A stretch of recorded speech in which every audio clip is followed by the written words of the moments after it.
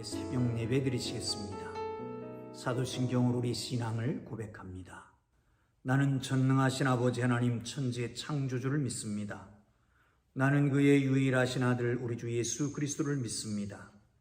그는 성령으로 잉태되어 동정녀 마리아에게서 나시고 본디오 빌라도에게 고난을 받아 십자가에 못 박혀 죽으시고 장사된 지 사흘 만에 죽은 자 가운데서 다시 살아나셨으며 하늘에 오르시어 전능하신 아버지 하나님 우편에 앉아 계시다가 거기로부터 살아있는 자와 죽은 자를 심판하러 오십니다.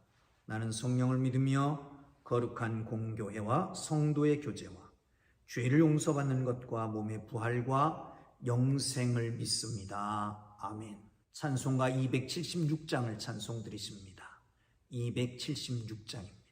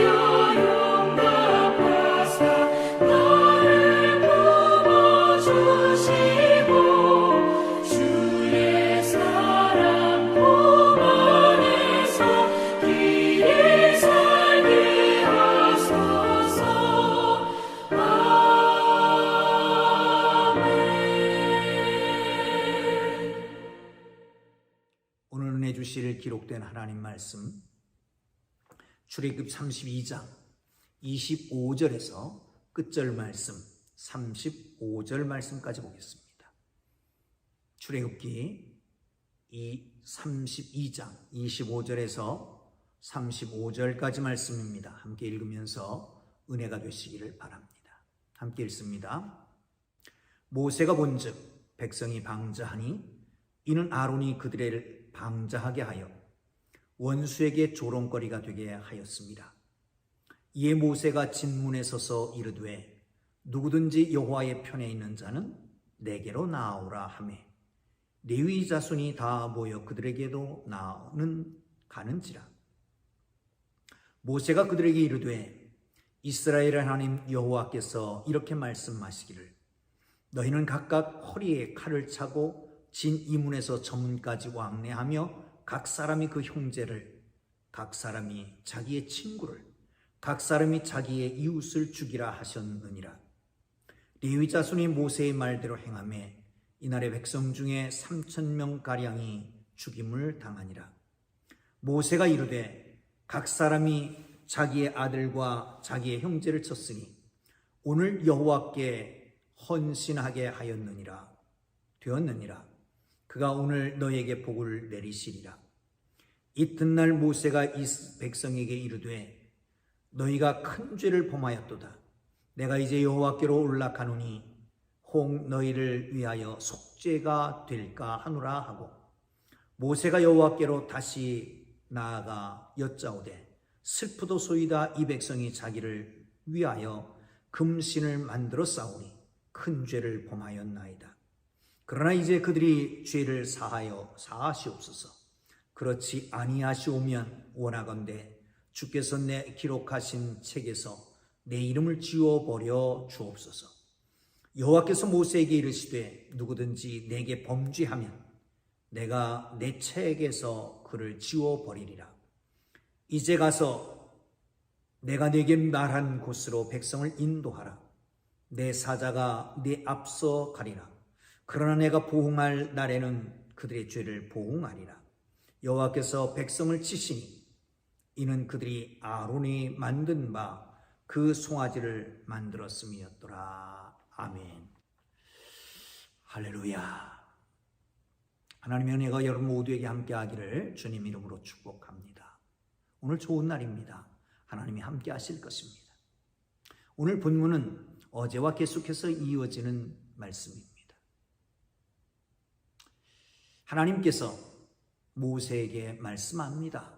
시내산 꼭대기에서 하나님의 언약을 세우고 하나님이 거하실 성소와 그 기물들을 위해서 하나하나 세세하게 주님이 설명해 주실 때에 갑자기 말씀하십니다. 네 백성이 패역하였느니라. 빨리 내려가 보라는 겁니다. 내려왔더니 사단이 벌어졌습니다. 송아지를 만들고 거기에 번제를 드리고 축제를 벌이는 겁니다. 임시 방편으로 하나님께서 주신 언약궤를 깹니다. 언약의 돌판을 깨는 것은 하나님과의 언약이 파괴됐음을 상기하는 것이죠. 그리고 우상을 불에 넣어서 태워가지고 갈아서 백성들에게 먹입니다. 우상이 아무것도 아니라고 하는 것을 친히 보여주시는 상징적인 행동이었습니다. 그런데 그것 갖고 되는 것이 아니었습니다. 아론은 계속해서 핑계를 대고 상황을, 포퓰리즘이라고 하는 거 있죠. 포퓰리즘이 뭡니까? 그겁니다. 옳고 그러고 하는 것 상관없이 대중들이 원하면 그렇게 해주는 겁니다. 그리고 인기를 얻겠다는 거죠.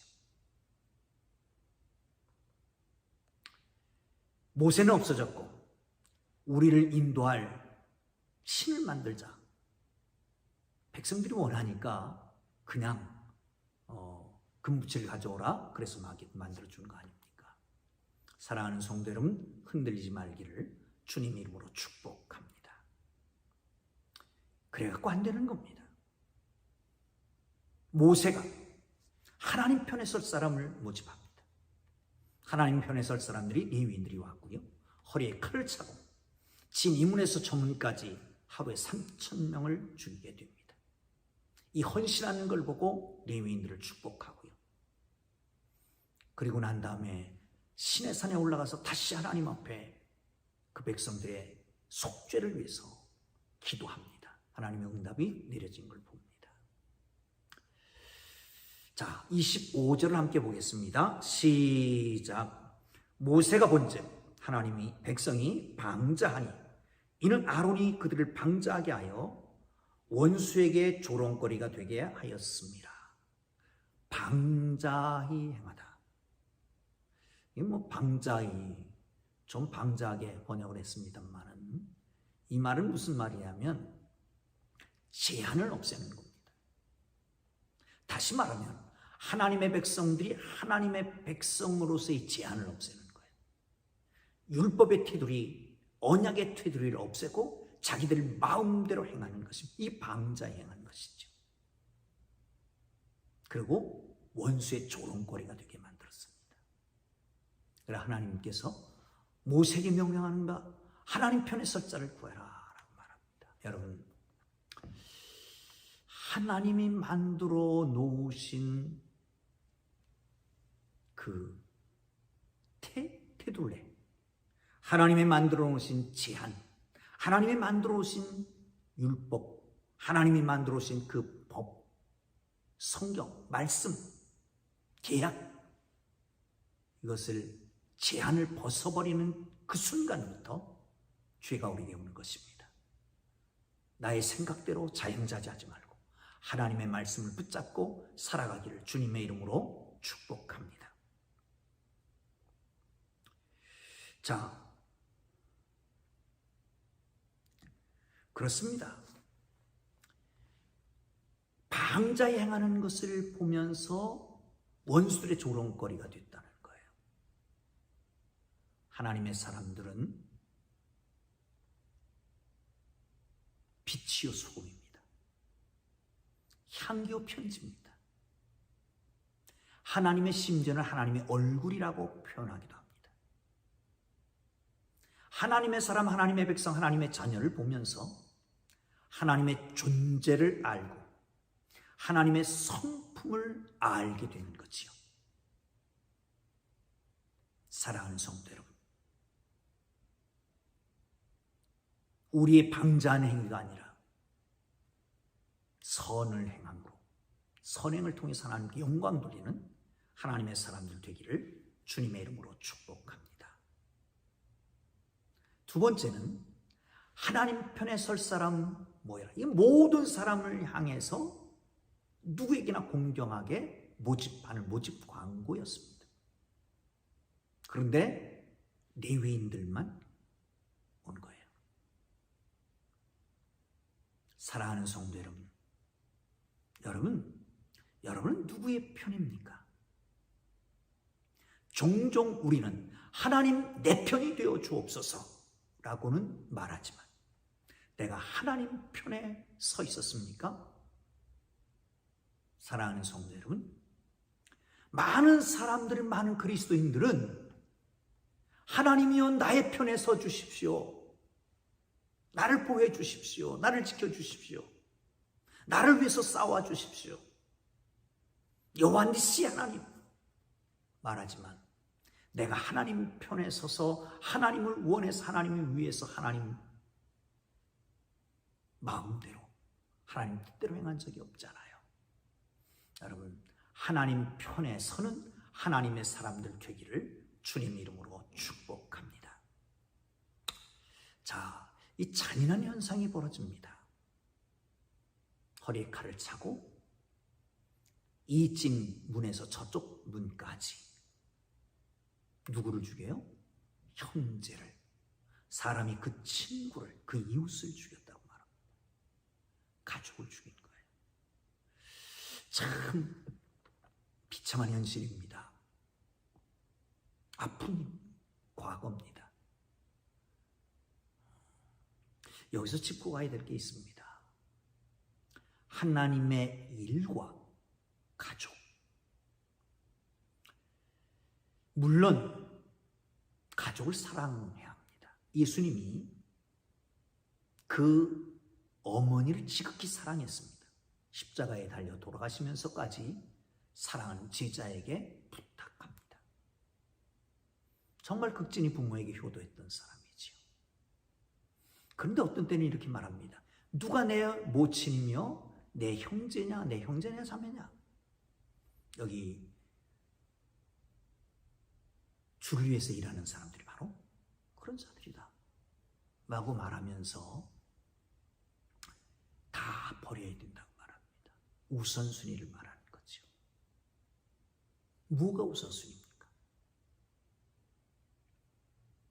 가족을 사랑하지만 가족이 하나님의 일보다 우선순위가 되면 그게 바로 우상이 될 수 있는 거죠.